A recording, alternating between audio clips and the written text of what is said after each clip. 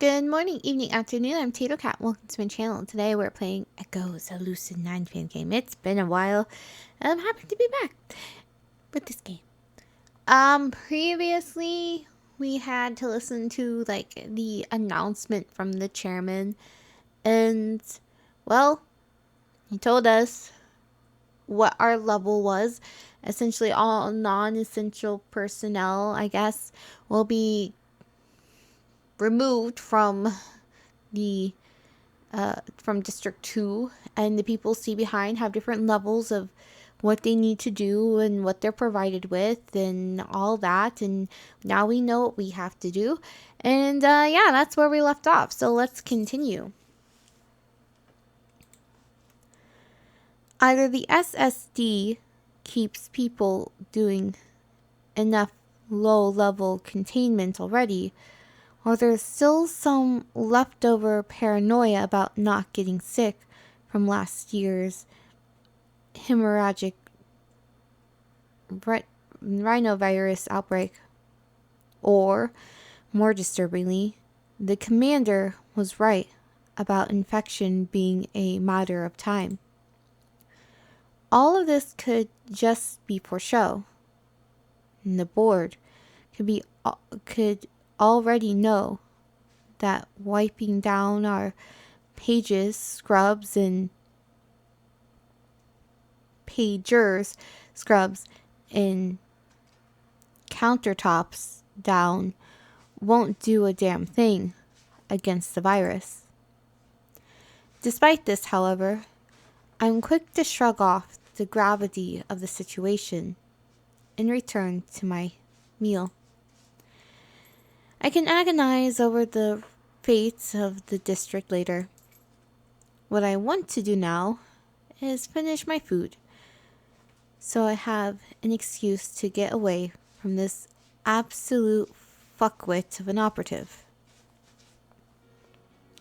I decided to stop by the armory once my food is gone. Hisao said he saw Yama and the commander pass through here on their way to the training room. As I haven't seen either of them since yesterday, it's fair to assume that they're still in there. That, or they're off doing something else. I honestly prefer that over actual training. There's only one good reason I can think of that the commander would want to train Yama in combat.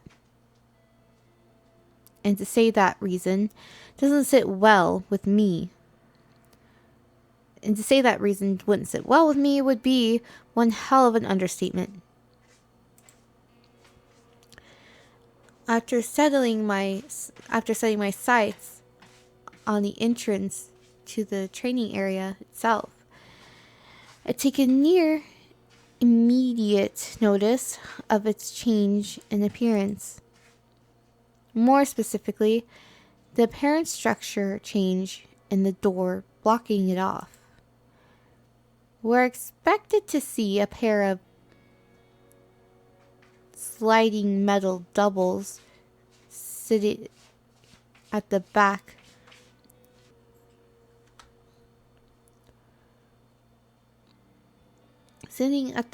of a recessed niche. I instead encounter a thick metal bulkhead adorned with diagonal yellow stripes and "No access" written over it. The metal in front of me produces a single irreverent bonk as I give it a light tap with my knuckles.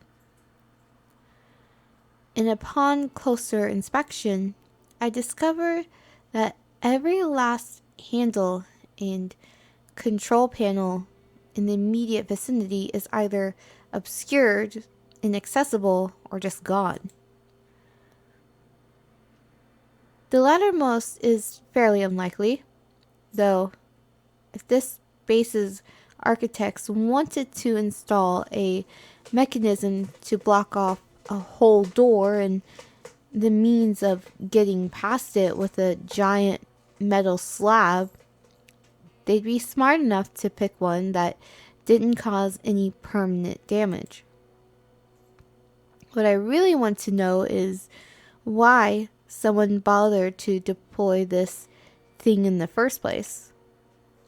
It's been a few days since I scorched the hell out of the floor with those incendiary grenades. Maybe the commander blocked the room off for repairs and the paint's still drying. Either way, it's obvious that the SSD isn't done with the plans they have for Yama. I just wish I knew what they were so I could stop constantly worrying on his behalf. I know it's pointless, but now I know he's alive, I can't help but feel like someone's going to try to take him away from me again. Talking to the commander about this might be worthwhile, but something tells me I may have to settle for seeing how this plays out on my own. Nah, whatever. Dealing with this kind of stuff builds character anyway. Apologies, operative. Who is this? Oh. I pull my arm back from the scanner in front of me as a small hatch opens above it. Oh? Who is this? From the hatch, a billion glowing micro machines descend, swarming the tips of my currently outstretched finger until they assemble to form something or someone. I assume this is some sort of robot, right? So I'm going to try to do a robot voice, I guess. Your request to leave this facility cannot be safely processed at this time. Someone who seems to be completely indifferent to the fact that my hand is currently buried in her exposed torso. Granted, it would be a hell of a lot weirder if she wasn't a holographic projection.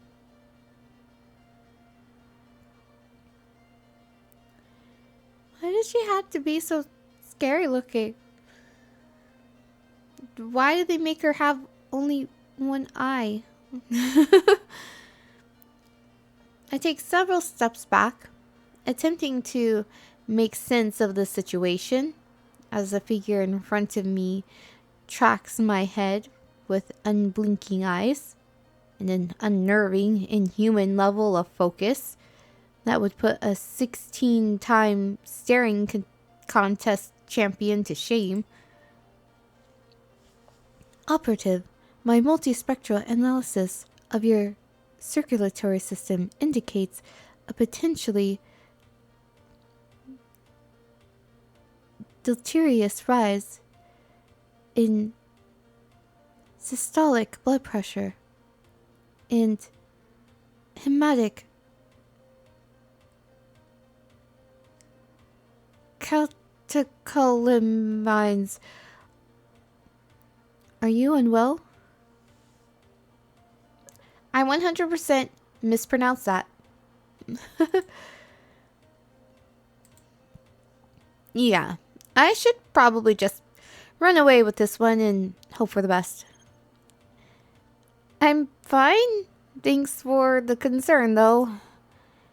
What's going on here exactly? In accordance with the Biohazards Article 23-4E of the Way Forward Corporation's Emergency Management Protocol, access to any area outside the Lucid Cell's HQ has been temporarily suspended for all cell personnel not currently traveling under the cell commander's orders. As a result of biological condition 1 being declared, several emergency deployment beacon airlocks have been brought online to protect the environmental integrity of the cell's headquarters. Due to the fact that one of these beacon airlocks has been deployed between the armory and training rooms, the latter has been declared separate controlled environment in the interest of containment and is subject to further restriction as long as it is defined as such. Things are really going to hell out there, aren't they? The risk that the 2040 novel influenza-like virus possesses to local residents remains within expected parameters. A serious risk of life-threatening or otherwise debilitating illness to over 95% of the population, and a maximum theoretical contagion factor of 10 per day, barring the distribution of personal protective equipment and the influence of the virus's 6-month incubation period.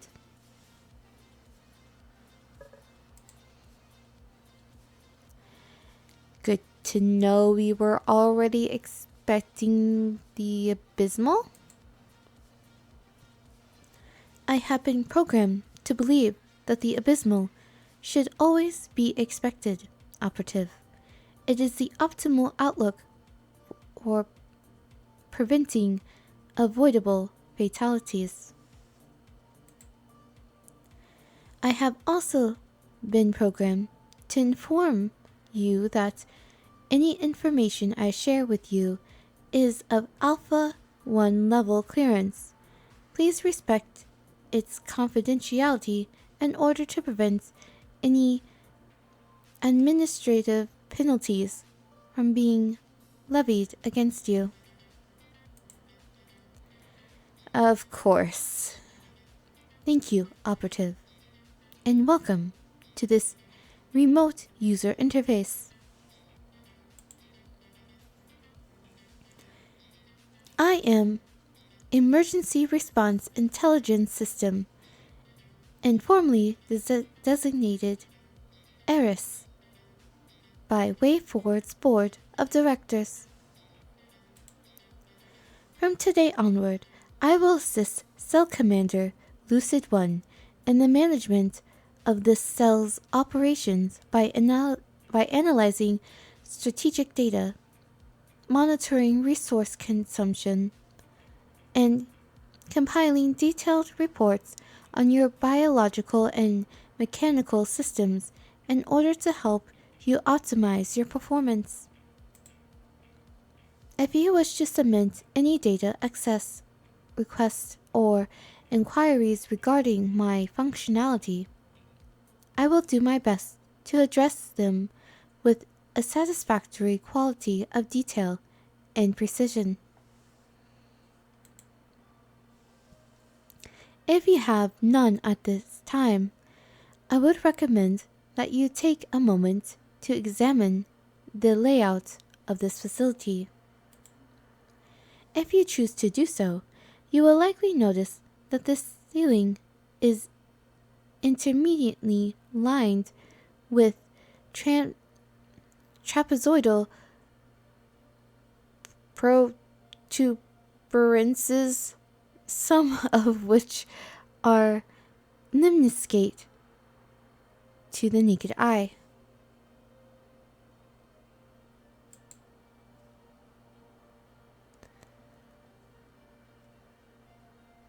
Some are what? Luminescent. I just assume it's limniscate now. Luminescent to the naked eye. I'm like, that didn't quite make sense.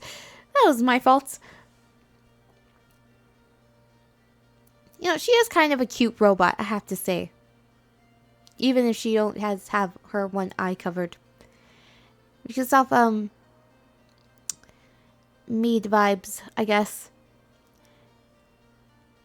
These error. These fixtures serve as dedicated short-range micromechanical control nodes for rendering and maintaining a three-dimensional projection of my closest operating instance into local space. The aforementioned nodes are voice activated. Should you require anything once I've gone into standby mode, simply approach one, speak my name, and I will materialize to assist you. If you'd like to customize your experience with me, you may set an activation phrase of your choosing at any time. Sounds like a shitposter's wet dream. Unregistered phrase detected, and user syntax. Please submit all relevant definitions or restate query. Never mind. It's not important. I was just wondering how rude, pretentious, or downright annoying someone could make their activation phrase before your content filters blocked it. Content filters? Please don't tell me you don't have any. I am currently configured to respond to any user selected multi-symbolic phrase over 10 decibels. At this time, no censorship or limitation protocols are in place to artificially control the range of that user selection. So you're saying that if I wanted to, I could whisper the phrase, "That's a spicy bowl of ramen," and you teleport behind me? Affirmative, operative. However, given your already elevated cortisol levels, I would make an effort to teleport in front of you. I'll be sure to keep my heads up then. Thanks. Of course, operative. Would you like to set your personal activation phrase to "That's a spicy bowl of ramen"? I'd prefer to stick with the default settings if that's alright. Certainly. Given your status as my newest user, I've preloaded an advanced tutorial sequence for you. While entirely optional, this sequence will provide the instruction necessary to make effective use of the 400 core voice commands currently supported by my operating system. However, if you're looking for assistance in the form of a more organic interaction, I'm more than happy to simulate a conversation with you at any time. Aren't we talking right now? We are, operative.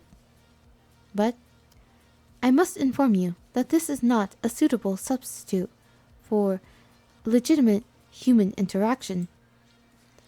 Continuing to spend time with others will allow you to adapt to their failures as well as your own. This is the ideal strategy for a development environment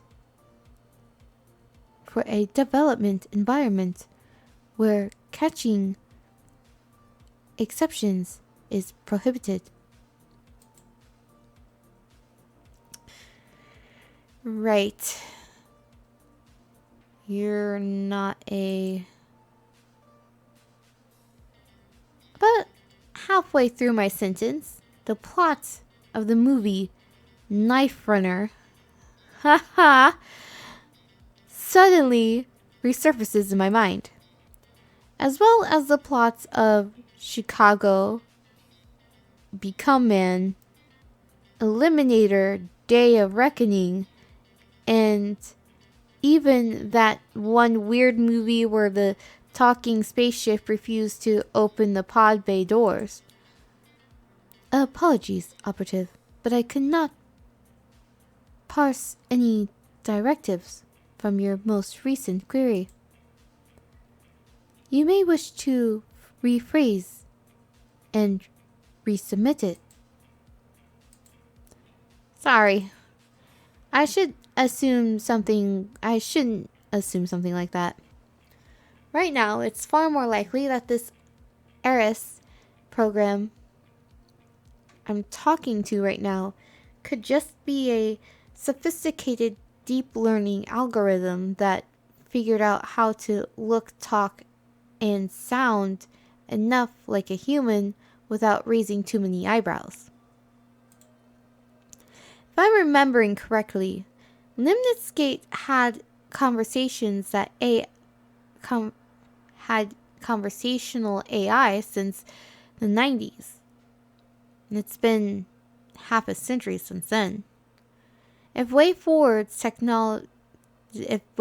techies still haven't copied or innovated upon those early prototypes, I doubt they'd still be working for us. Hell, if a few scientists at Limnitz can get a machine to talk, move, and emote like a human, a few of ours might know enough about the human brain to get that machine to think and feel like one as well. Ethics and common sense could act as a powerful disincentives against developing AI like that. But this corporation's always been big on using the long-term pretense of altruism to justify dangerous and unhinged science. Science like mind control, patenting genetically modified crops, and keeping people in comas to conduct research. I wasn't aware that you were assuming anything, Operative. Right. Forgot I was still talking to this blue thing like a fucking idiot. Yeah, about that. I drew the potentially false conclusion that you were capable of thinking and feeling like one of us. Like a human, I mean. Sorry. Your assumption was correct, Operative. I see no need for you to apologize. So you're not a sentient AI then? Correct. And you're sure about that? Autodiagnostic procedures have yet to indicate otherwise. Even though you've been seamlessly replicating human facial expressions and speech pattern for the past 2 minutes, my local hardware unit is comprised of over 10 trillion artificial neurons and 1.2 exabytes of data and human behavior, history, mathematics, science, logistics, protocols, and technical knowledge. Please rest assured that there is no logical reason that I would be programmed to experience emotions and thoughts as you do. I am already more than able to replicate them in any external capacity by means of detailed analysis. The alternative would be a liability to this corporation and a misuse of my processing power. Good point. Why waste time and money designing a machine that feels pain when good old human suffering is cheaper than ever? moral reasons, most likely. But if someone in Way Forward decided to use an AI as a guinea pig to study human neurology, there's a good chance the board would shut them down and insist that they use more accurate methods of testing, aka curing like with like, minus the tinctures and healing crystals. As far as I know, using friends, family, and neighbors in research has been the norm in District 2 ever since we discovered miraculously cured cancer in rats, but caused aortic necrosis in humans. Poor fuckers in PR were probably dying on the job trying to clean up that mess. Your tone suggests that your prior inquiry was theoretical. It was. I see. This is most curious method of communication. Thank you for your input, Operative. You've made a valuable contribution to my understanding of organic communication strategies. Happy to help. As a holographic countenance in front of me morphs into an uncanny face smile of a smile,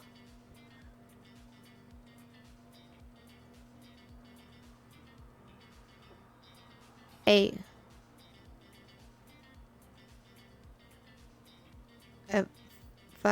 fax smile of a smile, I can't help but suspect that the AI behind it is more sophisticated than she's telling me. To be fair though, keeping secrets isn't exactly unheard of among the more human employees of the Special Services Division.